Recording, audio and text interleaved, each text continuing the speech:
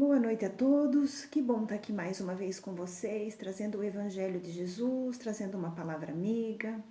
Mas antes da gente começar essa conversa, eu gostaria de fazer uma prece para a harmonização do nosso ambiente.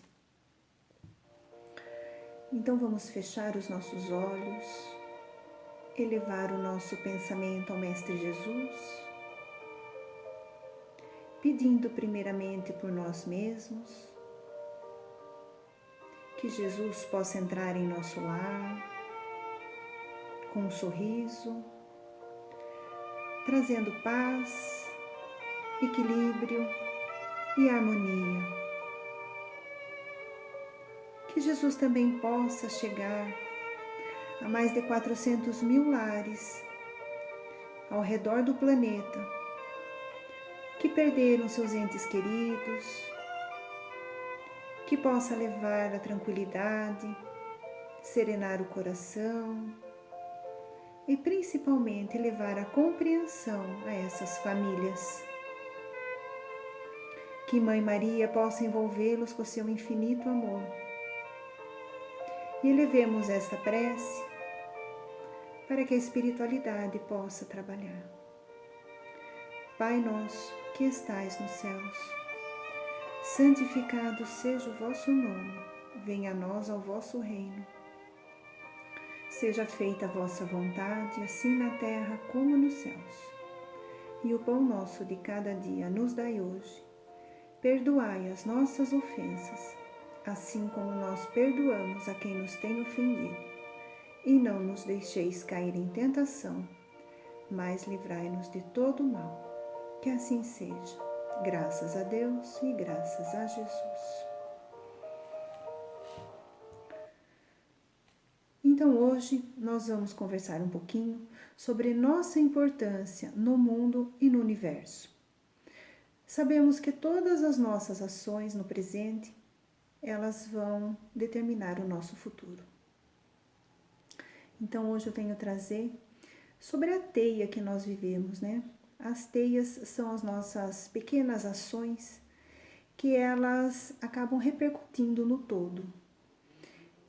E quem vai poder dar melhor a diretriz da nossa conversa é uma passagem que eu trouxe do livro Fonte Viva, psicografada por Chico, através de Emmanuel. E essa passagem, ela mostra que nós somos protagonistas da história, mostra que nós não caminhamos sozinhos e que nós influenciamos muito uns aos outros. E isso determina o nosso destino no coletivo. Então essa passagem, ela se chama No Esforço Comum. É o item 161 do livro Fonte Viva. Se algum de vocês estiver em casa e quiser acompanhar, é possível. E Emmanuel tira uma passagem da carta de Paulo aos Coríntios que diz o seguinte: Não sabeis que um pouco de fermento leveda toda a massa? Para quem entende um pouquinho de culinária, sabe que com 30, no máximo 50 gramas de fermento, a gente leveda 1 quilo de farinha. Então é uma metáfora que traz para nós que com bem pouco a gente pode fazer muito. E aí, eu não vou ler toda, mas eu vou começar lendo, vou ler uns pedaços para que a gente possa conversar. E aí ela começa dizendo o seguinte: Não nos esqueçamos de que nossos pensamentos, palavras, atitudes e ações constituem moldes mentais para os que nos acompanham. Aí ele segue: Todos os teus pensamentos atuam nas mentes que te rodeiam. Olha que coisa séria, gente. Nós sabemos que qualquer pensamento, ele tem força e direção. E Jesus já nos disse: vigiai e orai. Vigiai o quê? O vizinho, o amigo? Claro que não, né? É vigiai os nossos pensamentos. E por essa fala, nós percebemos que o universo não tem neutralidade. Então, os pensamentos, eles são regidos pelas nossas vibrações. O Livro dos Espíritos, no item 459, diz o seguinte: Kardec pergunta aos espíritos: Os espíritos influem sobre nossos pensamentos e nossas ações? e os espíritos respondem. Nesse sentido, a sua influência é maior do que supõe, porque muito frequentemente são eles que vos dirigem. Aí vocês vão perguntar assim, mas então nós somos marionetes dos espíritos? Não, nós temos nossas escolhas de pensamento. E os espíritos se aproximam de acordo com a vibração e a frequência dos nossos pensamentos. Vamos pegar o exemplo do Evangelho no Lar. Quando estamos dispostos a fazer o Evangelho no lar, nossos pensamentos eles se elevam à medida de uma leitura edificante, de um comentário edificante, de preces. Então nós estamos conectados em pensamento à espiritualidade superior, à espiritualidade maior. Mas por vezes também nós estamos cabisbaixos, preocupados, desolados. Aí o que acontece? Nós estamos em baixa frequência e nós acabamos nos conectando a espíritos com menos conhecimento, com menos oportunidades. Então, o que eu costumo dizer? Quando temos esse nível de pensamento, pensamos no Mestre, o vigiai e orai. Pega um bom livro, uma boa música, um evangelho, alguma coisa que traga a boa vibração novamente. Então precisamos cuidar muito dos nossos pensamentos, porque eles influem naqueles que nos rodeiam. Aí Emmanuel continua levedando o fermento dele e ele nos diz o seguinte: todas as tuas palavras gerarão impulsos nos que te ouvem. A palavra tem força. Tem palavras que acalmam, tem palavras que irritam, que geram contenda, palavras que dividem. Então, não existe palavra neutra também. Precisamos tomar muito cuidado com as palavras. E a pergunta que eu faço aqui para vocês é a seguinte: o que vocês estão fazendo com as palavras? Em casa, no trabalho, com aqueles que não temos muita afeição. Então precisamos parar um pouquinho e prestar atenção na hora que estamos falando, com que entonação estamos falando. E a palavra, ela pode trazer a saúde ou a doença. Elas têm o poder de mudar o contexto da nossa vida. Então, não sei se vocês já viram uma experiência com plantas, é bem interessante. Eles pegaram várias sementes e dividiram em 2 grupos. Um grupo plantou essas sementes, regava todo dia, mas colocava músicas edificantes, falava palavras carinhosas, conversavam sobre coisas boas perto das plantas. E o outro grupo fez o oposto. Colocavam músicas de baixa vibração, tratavam mal, gritavam com a planta. E depois do mesmo período que as 2 plantas estavam semeadas, foram ver os resultados. E a planta que tinha boas vibrações, boa música, ela cresceu mais do que a planta que estava em baixa vibração. É bem interessante essa experiência. Então, se a planta funciona assim, que é um ser vivo como nós, pensa o que essa palavra ela pode reproduzir no nosso universo, né? Então, precisamos tomar muito cuidado com a palavra. Aí segue Emmanuel dizendo assim: todas as tuas frases escritas gerarão imagem nos que te leem. Precisamos tomar muito cuidado quando a gente está com raiva, nervoso, contrariado ou melancólico.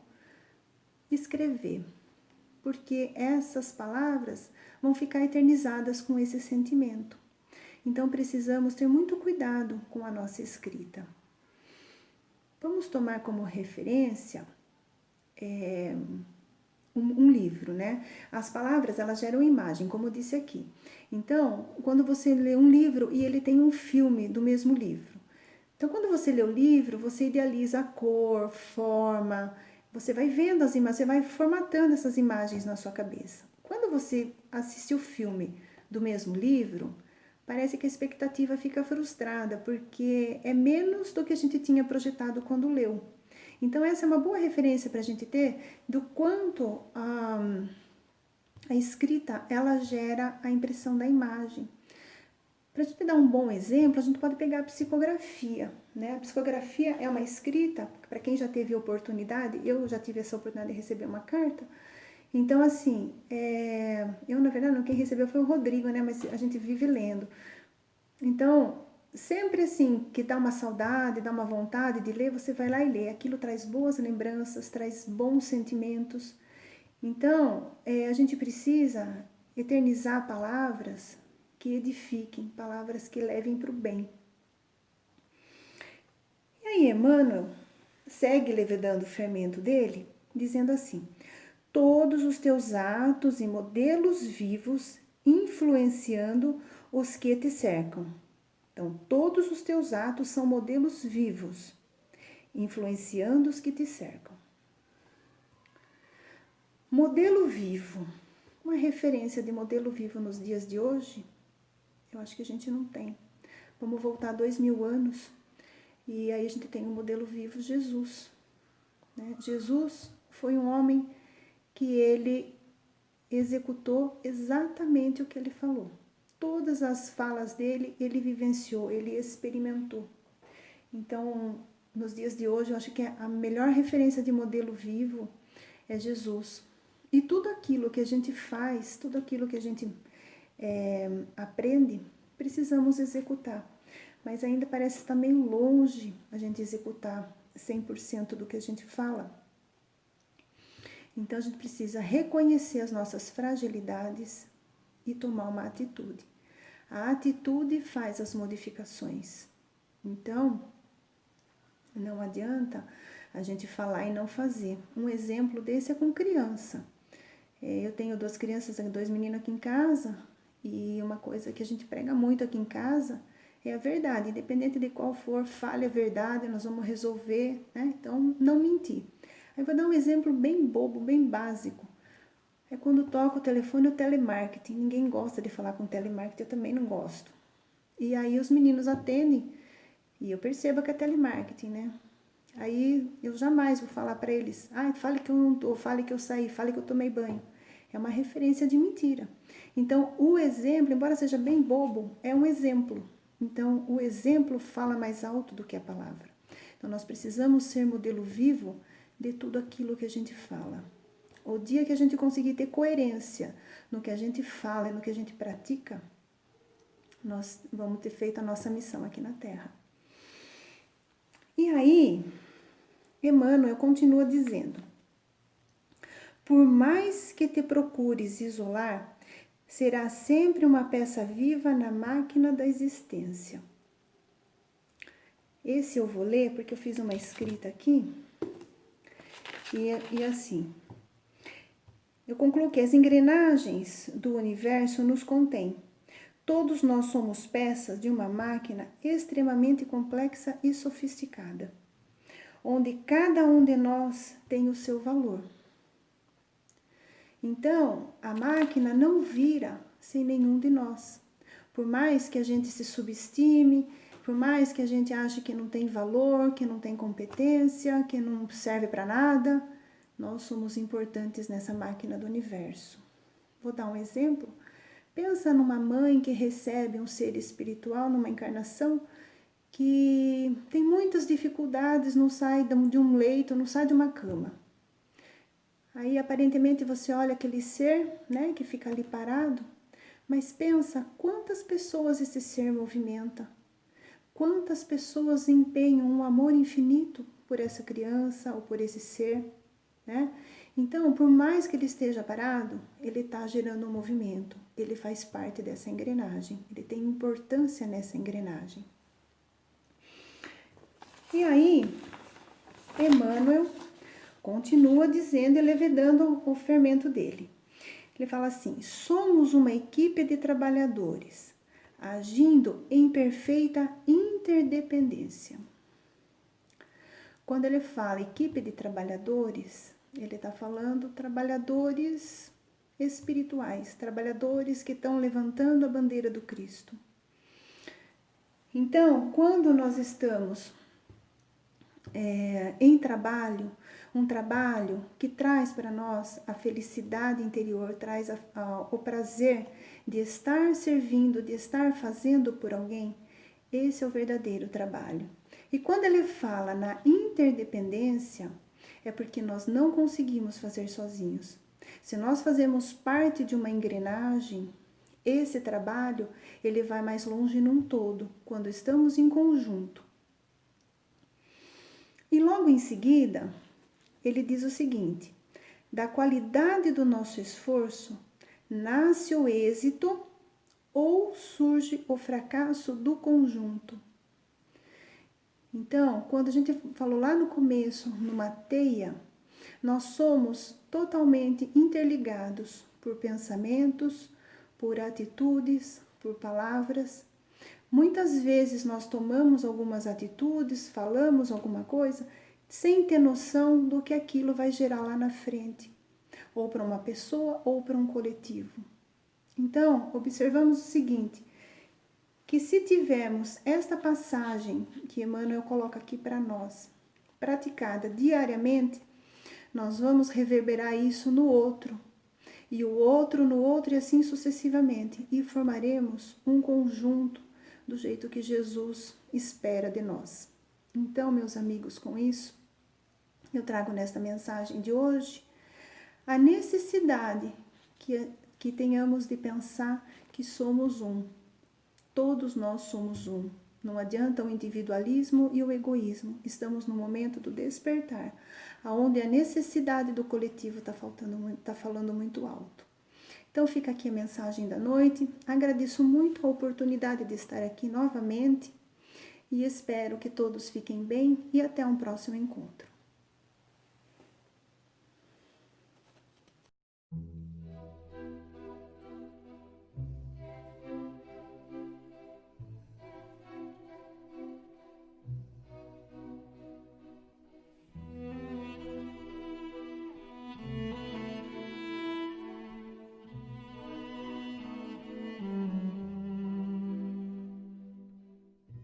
Procure viver com equilíbrio, mesmo dentro da agitação da vida diária. Não se deixe levar pela onda desordenada que envolve a todos. Pode trabalhar muito, ter atividades grandes, mas nunca deixe de fazer tudo a tempo e a hora equilibradamente. Reserve uma hora para a sua leitura, para a sua meditação, para a sua higiene mental, a fim de manter-se constantemente em equilíbrio. Assim, preparando-nos para o passe, vamos convidando a todos os nossos irmãos que fechem os seus olhos, descruzem braços e pernas e pense em Jesus. E vibremos muita paz, amor e bastante equilíbrio. Pedindo ainda pela saúde dos nossos irmãos, pela recomposição de células e órgãos afetados do seu corpo físico, a começar pela cabeça, tórax, abdômen e membros. E que os nossos irmãos possam distribuir em seu lar com todos os seus familiares um pouquinho desta paz, deste amor e deste equilíbrio.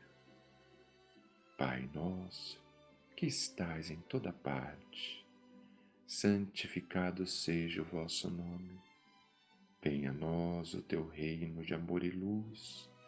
Seja feito, Pai, somente a tua vontade, não a nossa, assim na terra como em todos os mundos habitados. Dai-nos, Senhor, o pão do corpo e da alma, perdoai as nossas ofensas e ensina-nos a perdoar aqueles que nos têm ofendido. E não nos deixeis cair em tentação, mas livrai-nos de todo mal. Que assim seja. Graças a Deus e graças a Jesus.